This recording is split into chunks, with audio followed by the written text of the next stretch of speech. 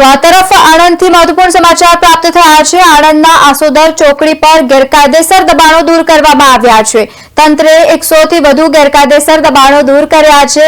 પોલીસના ચુસ્ત બંદોબસ્તની સાથે કામગીરી હાથ ધરવામાં આવી છે। તમામ નડતર સ્વરૂપ લારી ગલ્લા અને સાથે જ પાકા જે ચણતર હતા તે પણ તોડી પાડવામાં આવ્યા છે। દબાણો દૂર કરવાની કામગીરી જોવા મળી રહી છે। તો બીજી તરફ દબાણકર્તાઓમાં પણ ફફડાટ ફેલાઈ ગયો છે। આણંદની આસોદર ચોકડી પર ગેરકાયદેસર દબાણો દૂર કરવામાં આવ્યા છે। માર્ગ મકાન વિભાગના અધિકારીઓએ 100 થી વધુ ગેરકાયદેસર દબાણો દૂર કર્યા છે। ચુસ્ત બંદોબસ્તની સાથે કાર્યવાહી હાથ ધરવામાં આવી છે। રોડ પર નડતર સ્વરૂપ તમામ લારી ગલ્લા દૂર કરવામાં આવ્યા છે। તંત્ર દ્વારા દબાણ હટાવવાની કામગીરી કરાતા દબાણકર્તાઓમાં પણ ફફડાટનો માહોલ જોવા મળ્યો।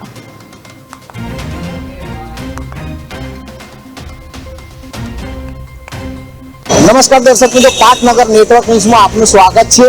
અત્યારે આણંદ જિલ્લાનું આસોદર ચોકડી કહેવાય છે। આસોદર ચોકડી ઉપર વર્ષો પહેલા જે દબાણ કરવામાં આવ્યા હતા તે દબાણ દૂર કરવામાં આવી રહ્યા છે।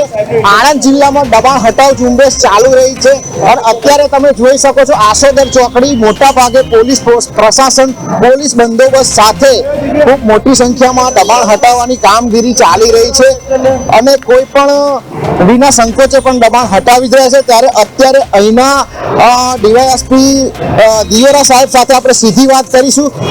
જી સાહેબ, દબાણ હટાવવાની કામગીરી ચાલુ રહી છે તો પોલીસ પ્રશાસન દ્વારા શું વ્યવસ્થા કરવામાં આવી છે? પોલીસ સ્ટાફમાંથી અધિકારીઓ અને 100 જેટલા પોલીસ કર્મચારીઓ આજે સવારથી પ્રશાસનની સાથે ચારે દિશામાં ડિમોલિશનની કાર્યવાહીમાં જોડાયેલા છે। જે ગરીબ લોકોના જે નાના નાના કેબિન કે વગેરે છે તેને નુકસાન ન થાય તે રીતે તંત્ર દ્વારા કાળજીપૂર્વક દબાણ શાંતિપૂર્વક હાલમાં ચાલી રહ્યું છે। જી, આપણે ડીવાયએસપી સાહેબને પણ સાંભળ્યા અને તમે હજુ પણ જોઈ શકો છો કે મોટી સંખ્યામાં અહીંયા દબાણ હટાવવામાં આવી રહ્યા છે અને કોઈ પણ જાતના નિર્વિઘ્ને આ વિના સંકોચે બધા પણ સહકાર આપી જ રહ્યા છે અને ગરીબોના જે સાહેબે કહ્યું તેમ કેબિનો પણ હટાવવામાં આવી રહ્યા છે।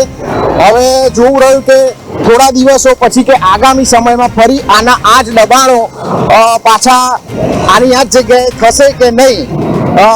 અમિત પારેખ, રિપોર્ટર, આણંદ, પાટનગર નેટવર્ક ન્યૂઝ। નમસ્કાર દર્શક મિત્રો, પાટનગર